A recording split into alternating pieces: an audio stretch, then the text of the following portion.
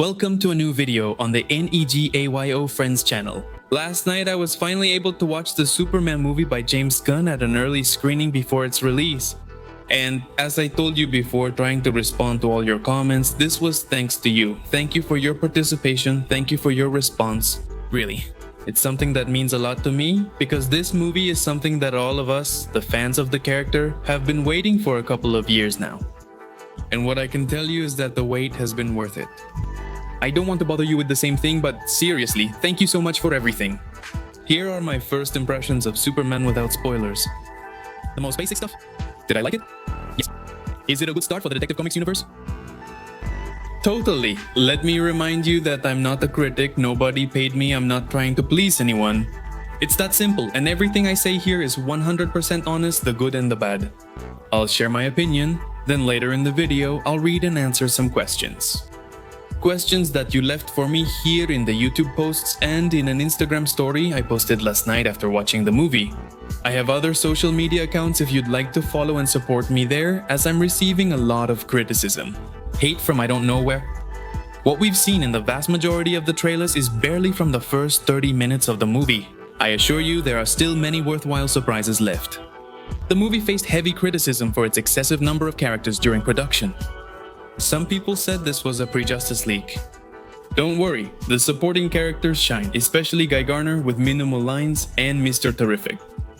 But at no point does this stop being a Superman movie. Everything is very well controlled, and I think that James Gunn's experience handling teams like the Guardians of the Galaxy and the Suicide Squad helped him find a good balance. To give everyone personality, and this time always respecting the protagonist.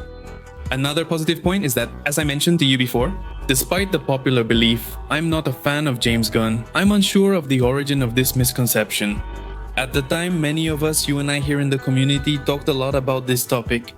We had that fear that there would be too much of James Gunn in Kal-El's personality. For my part, I've always said that I'm not a big fan of his jokes, of Star-Lord's dance that saved the universe, or that he ruins serious moments with awkward jokes, typical of the Marvel Cinematic Universe. Luckily, this doesn't occur in the film featuring Superman, Clark Kent, Lois Lane, Jimmy Olsen, and Lex Luthor. All of them are very well written and well defined. They never stray from those classic personalities that we already know from other adaptations.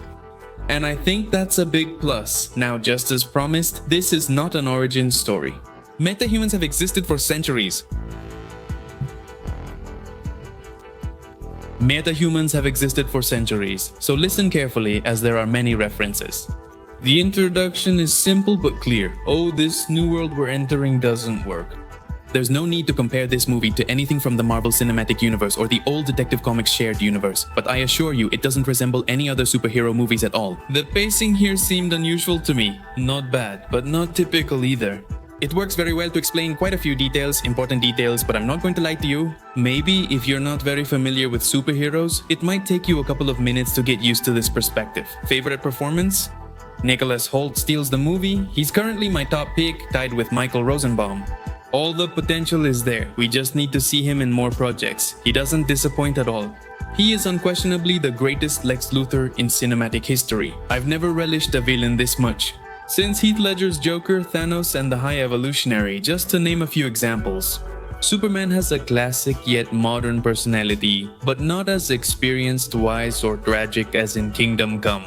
Remember that even though this isn't an origin story, this superhero still has a lot to learn, but all the ingredients are there. He has the values, good intentions, everything. If I had to describe him in a few words, it would be something very simple for him. All lives matter, literally all of them. That says a lot, as it's likely my favorite superhero quality. It's crucial to note he was raised with much love. Martha and Jonathan Kent are excellent characters, especially Jonathan, who almost made me cry. I think that if you like stories like American Alien, Up in the Sky, All-Star, Superman for All Seasons, and ones that are fun, if you love truth, justice, and the American way, or Superman versus the Elite, you'll love this movie. I have to say yes, there were things I didn't completely like, and I'll mention them here as well, without spoilers.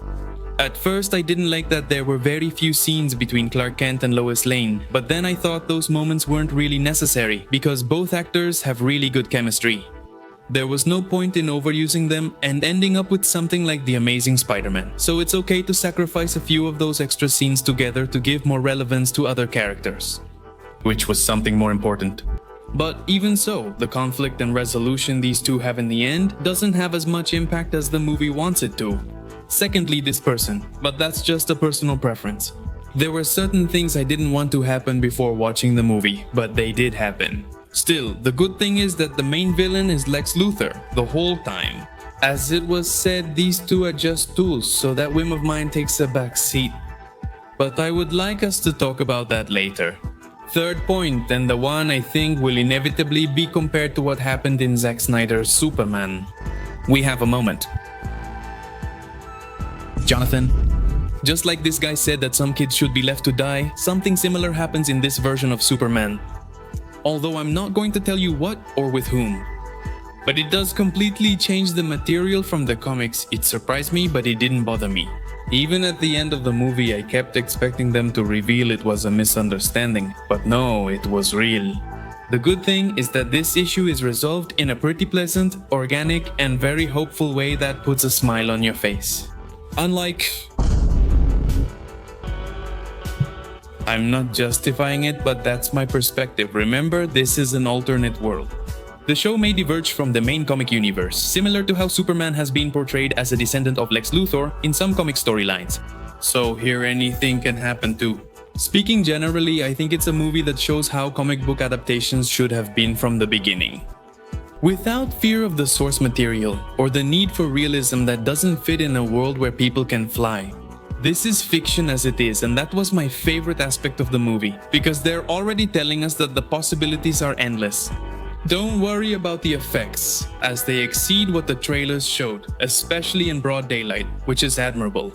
And before you say that the reviews for The Flash were the same, I hated The Flash from the very first minute, and I got a lot of hate for it. Now that I actually like this movie, I'm still getting hate.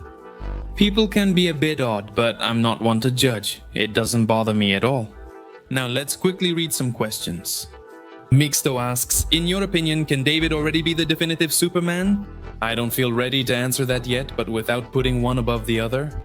Christopher Reeve, Tyler Hoechlin, and David Corenswet are my favorites. Maybe later we can break that down and make a definitive top list, but not yet. What I can say is that this movie is definitely the best Superman movie in history. Felipe Martin rates movies from 0 to 10, he's never given a 10, not even to the Batman. Let's say 9.5 for now, but I might change my rating after watching it around 10 times. Holcrum, good start to the universe, yes or no? Yes, much more solid and coherent and with a very unique touch. Elias Morel, how is Crypto in the movie? Crypto is key. In Darrow scenes, post-credits, 2 scenes, and they're worth it, I won't say more. Licenciado Fate, hopeful speech is one, but isn't delivering monologues still not his thing? Does this Superman still have a way to go Dorian Perez? Can the new universe end up being kind of dark like the previous one? Yes, it already is. Consider Peacemaker, the Suicide Squad, Creator Commandos, and anticipate what this Lex Luthor can do. Alicast, how many times did you almost cry? Nearly 3, but I held back to not miss a moment of the film. We'll discuss spoilers in detail later. Friends, stay tuned, subscribe, and follow me on social media. We're just getting started with the big projects in this universe, which really does have a lot of promise. As expected, there was controversy, but ultimately the movie will speak for itself. Trust me, there will be a lot to discuss. I don't know if this movie is going to make that much money because in just 2 weeks the Fantastic Four are coming out and Jurassic World just happened. So the new releases are really strong. I've never believed that the quality of a movie is defined by its box office, but pretending to be an expert, which I'm not, I think that in the end, the reviews will crush the sad attempts at boycotts that some people are making. And in a pessimistic scenario, I say that at the very least it will surpass 750 million, who knows? Tell me in the comments, what are your expectations for the movie, your box office projections, if you're really an expert? And once you've seen the movie, come back to this video to tell me everything. Thanks for stopping by, my friends. See you again soon.